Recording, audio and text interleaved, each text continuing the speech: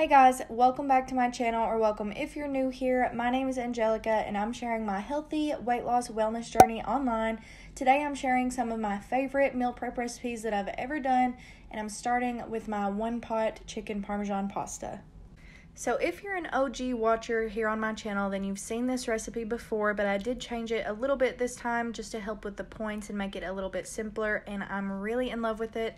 So I'm just starting with some olive oil on my pan and some ground chicken in there, and you can use chicken breast if you want. I just like to use ground chicken.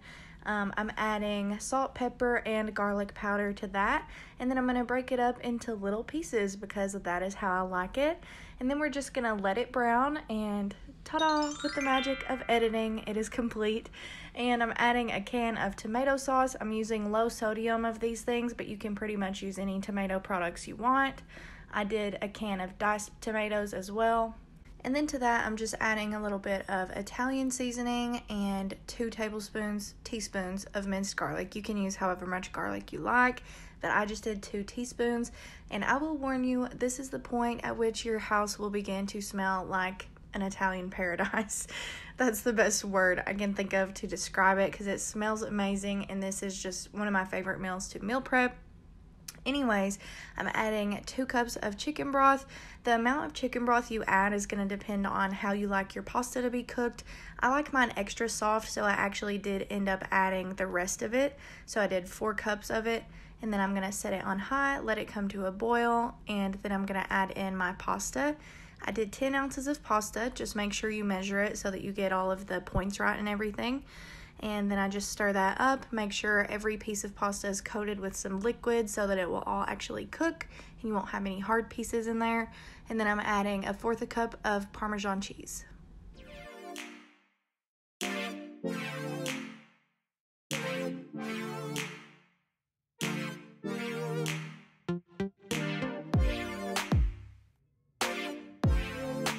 Now I'm just going to pop the lid on and let that pasta cook down some, and I'm moving on to my 2-point chocolate chip cookies. These are amazing. They are dangerously good, and in the past they've been a little bit controversial on the points, so I'm going to explain why I count them as 2 points. All I'm adding to this is 1/3 cup of unsweetened applesauce and 1 egg. So for blue and purple, that's going to be 0 points added, and when you scan the bag, 1 tablespoon of mix is 2 points. So when I put my mixture onto the pan, I just make sure to use really accurate 1 tablespoon measurings, which to me is 2 points because I didn't add any points to it.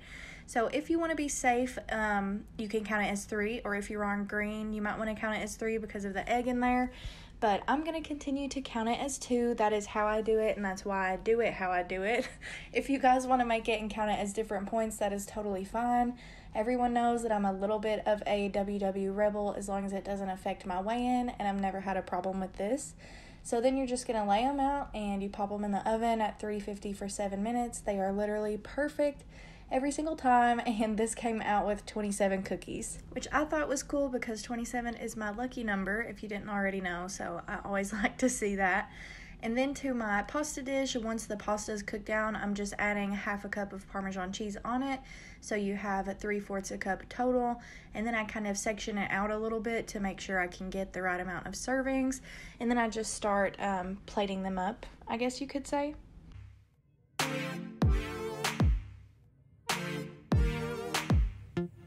So I started out with 1 cup for each of my 6 servings, and I have 5 of them for the fridge and 1 that I ate for dinner tonight. And y'all, it was so good. I just love this recipe. It's good every time.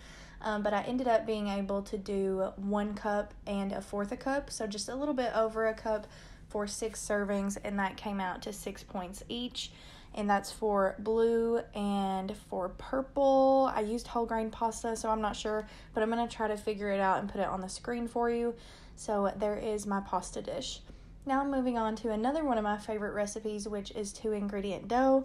So all you need to do is combine equal parts of self-rising flour with non-fat plain Greek yogurt. The Great Value brand of yogurt is fine for me, but I know some people like a certain taste or something, but this is the only one I've ever tried, and it always turns out good. So you're just going to want to mix those together. You flour your surface, just like normal dough, And then I'm going to cut this one in half so that I can have 2 personal pizza sizes. And then I made another batch so that I could have bagels. And I'm just going to go ahead and forewarn you, I cannot make pretty bagels like everyone else. I don't know how people do it. My bagels kind of look like crap every time. But they still taste really good, and for low points, I will take it because I cannot find bagel thins anywhere. My Walmart never has them. I've been dying to try them. But I also wanted to let you guys know that when I'm doing pizza, I like to add some garlic powder or Italian seasoning into the dough. It makes a difference to me. So that's what I did here, and then I'm just rolling them out into their 2 little personal pizza sizes. And I like this because you can bake it and you can add your toppings later, or you can add them and then bake it. Overall, there's just so many things that you can do with 2-ingredient dough. I've made pizza bombs, pretzel balls, obviously pizza, bagels, and I want to do empanadas. I've done pretzels. There's just a lot you can do. So if you're on WW and you haven't tried it, I would highly recommend it. And if you have any awesome 2-ingredient dough recipes, leave them in the comments for the rest of us to check out. One thing about the dough is this is how my kitchen looks, and it looks like this a lot during meal prep, but for some reason I haven't done a meal prep video in a while, and I think I was just off in my game tonight, so I had kind of a really big mess in the kitchen, but it's worth it to have a plan and set yourself up for success through the week. So I like to spray some 0-point spray butter on my bagels and my pizza crust. And then I'm adding some Italian seasoning to my pizza crust. And I went ahead and topped this pizza. So I did 1/4 cup of Prego Traditional. The light one is less points, but I can't find it anywhere. My Walmart is just out of everything when I do grocery pickup anymore. And then I added 1/3 cup of the Great Value Fiesta Blend cheese. There's also a lot of lower point cheese options you could do, but again, this is what I had. So once I got everything on here, I just popped it all in the oven at 350 for about 15-ish minutes. I actually went a little bit longer and kind of burned it, so just make sure you're keeping an eye on it. But it still turned out all right. And if I have any music people here, I've not really been a Taylor Swift fan for a while, but I'm super into this new album, and I was pretty much listening to it the whole time, so I would love to know your opinion in the comments.